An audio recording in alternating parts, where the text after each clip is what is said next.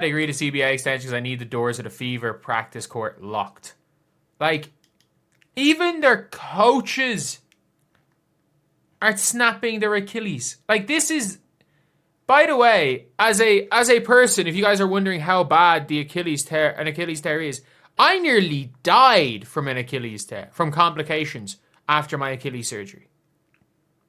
It literally nearly killed me. Like, and people being like, oh, I'm being dramatic.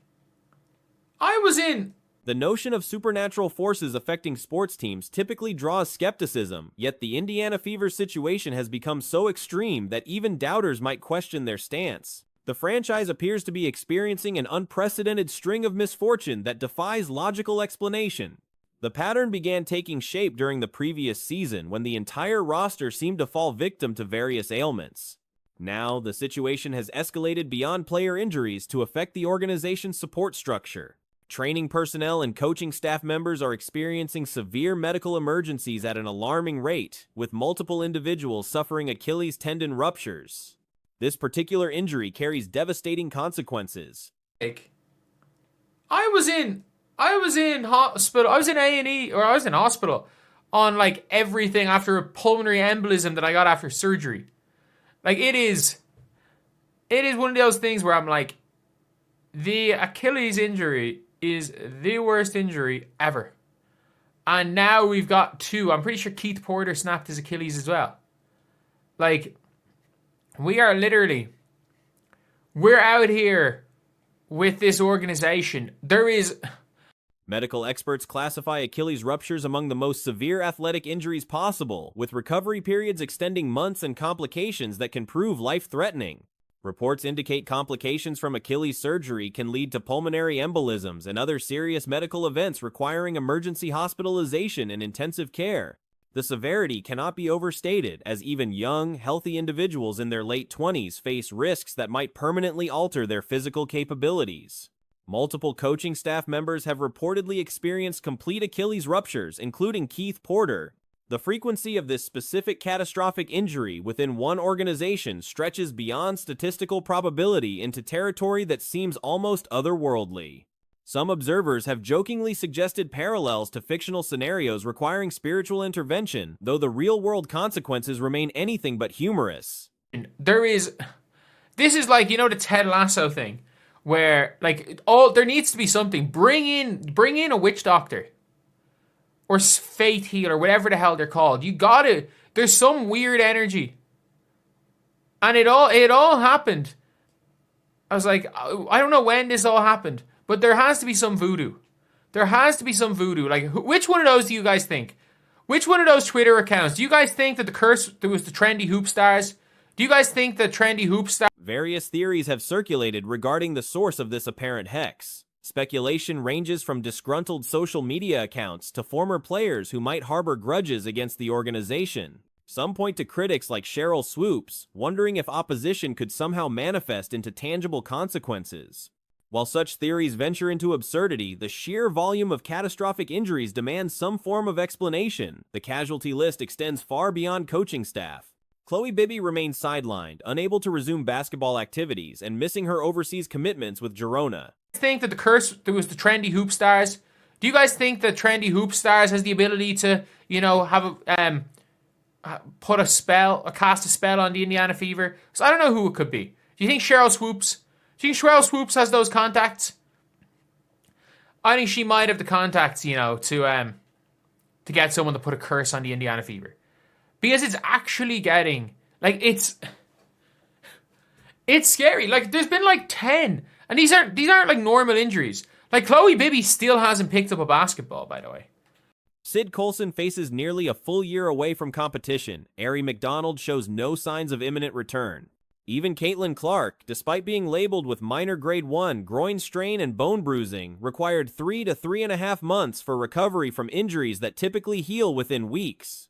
The severity and frequency of Achilles ruptures specifically stands out as particularly alarming. These injuries rank among the absolute worst experiences an athlete can endure. The physical trauma combines with psychological impact so profound that many athletes who experience this injury once vow never to risk it again. By the way, like, she's still injured. She's not playing for Girona. She's still injured. Sid Colson's out for the guts of a year. Ari McDonald is still nowhere close to being back. Caitlin Clark's still somehow injured.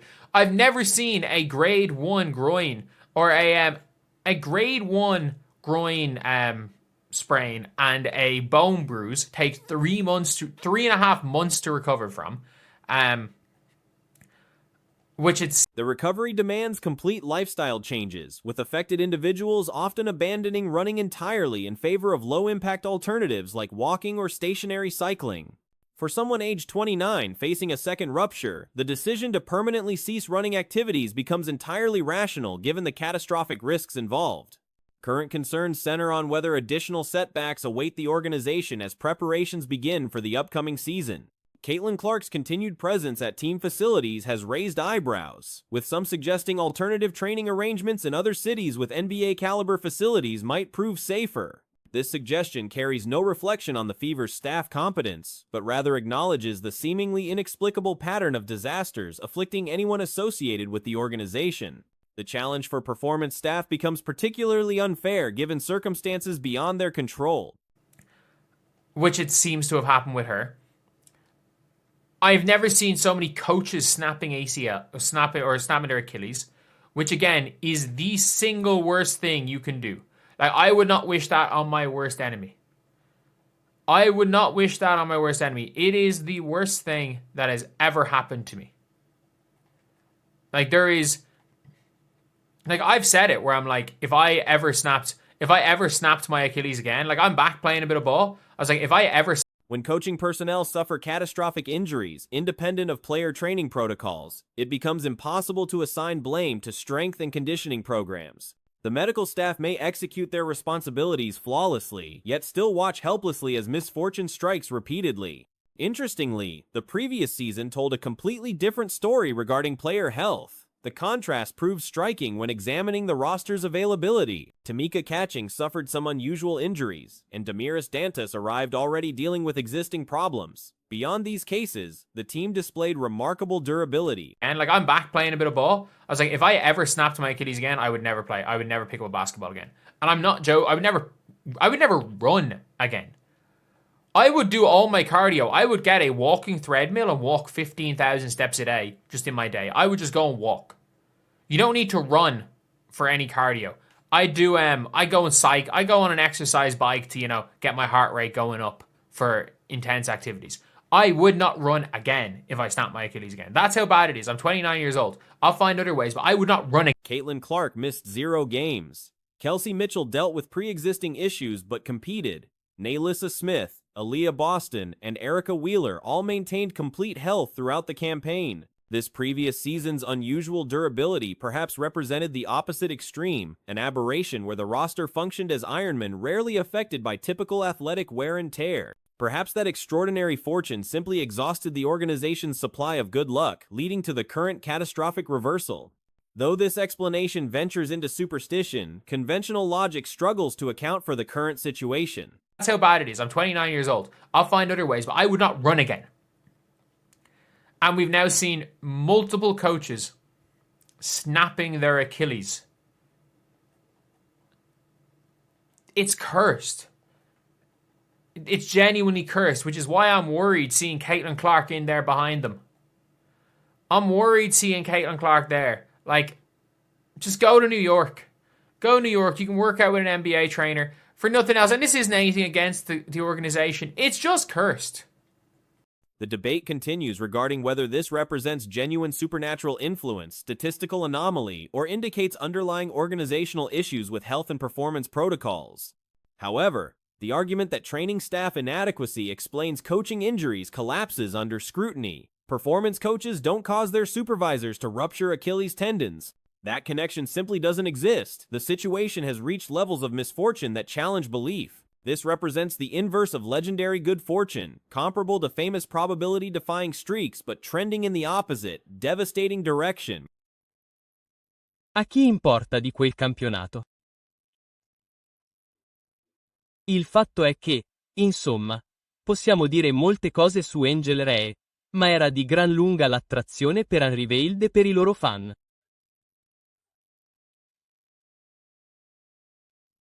non gioca. E Sabrina Ionescu non gioca. Sophie Cunningham, che sappiamo essere in un certo senso la guida di tutto questo, l'abbiamo vista solo nelle ultime 2 settimane.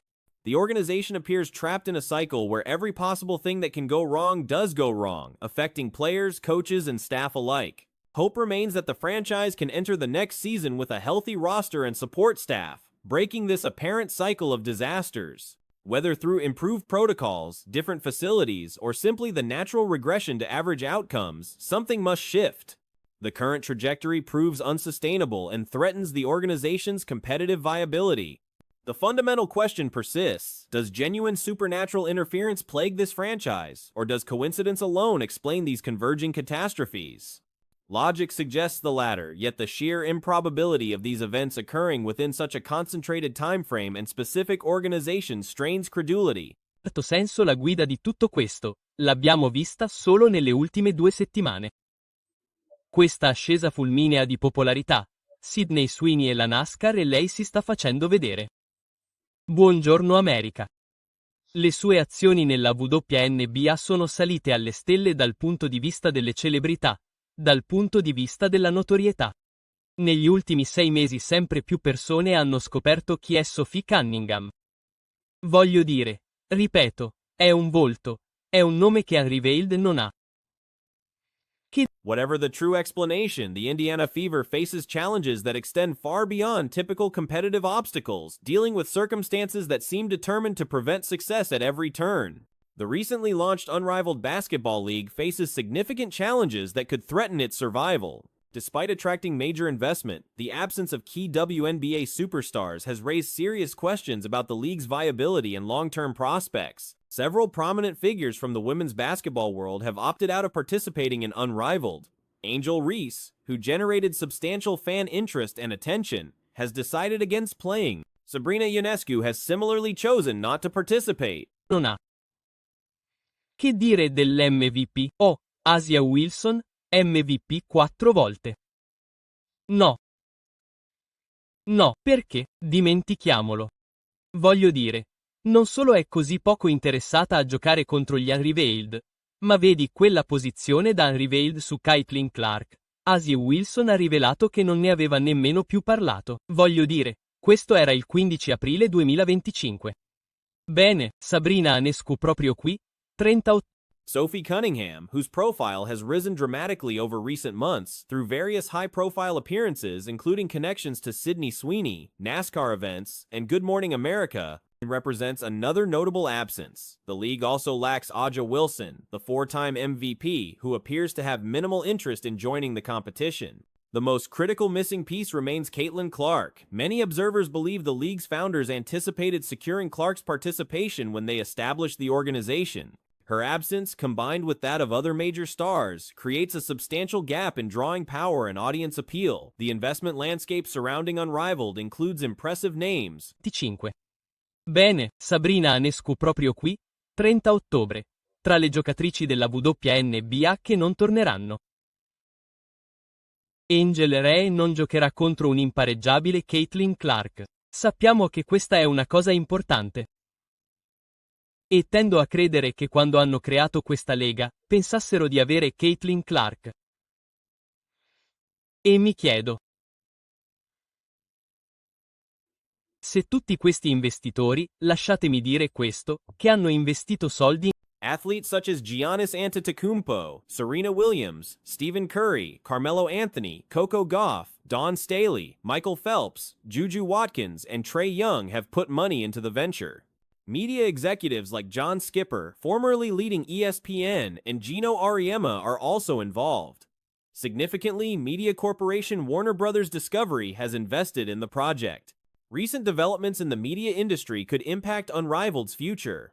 investitori, lasciatemi dire questo, che hanno investito soldi in questa lega. Oh, beh, guarda quanti soldi hanno investito. È tutto fantastico, ma a un certo punto, gli ascolti televisivi devono esserci e i soldi devono iniziare a tornare agli investitori. Altrimenti, la tua attività, in generale, fallirebbe a meno che tu non sia la WNBA e puoi, puoi filtrare dal capezzolo della NBA negli ultimi 27 anni. Paramount is currently in discussions to acquire Warner Bros. Discovery. Reports suggest that if this acquisition proceeds, Paramount intends to shift the combined company's programming toward content targeting mainstream American audiences and away from activist-oriented material. This potential change in corporate direction raises questions about continued support for Unrivaled, given perceptions about the political leanings of many players involved. TNT Sports, which broadcasts Unrivaled games, operates under the Warner Bros. Poi, puoi filtrare dal capezzolo della NBA negli ultimi 27 anni. Atleti: Giannis, Serena Williams, Steph Curry, Carmelo Anthony, Coco Gauff, Don Staley, Michael Phelps, Juju Watkins, Trae Young. John Skipper, l'ex leader di ESPN. Gino Orama e le società di media Warner Bros. Discovery. A proposito, la Paramount è in trattativa per acquistare la Warner Discovery umbrella. Should Paramount complete the acquisition and implement its reported strategic vision, the new ownership might reconsider investment in properties that don't align with their revised business approach. The decision makers could question whether continuing to fund a league lacking the 5 biggest names in women's basketball makes financial sense.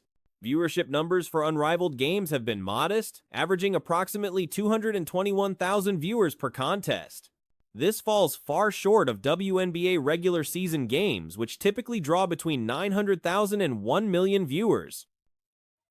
A proposito, la Paramount è in trattativa per acquistare la Warner Bros. Discovery.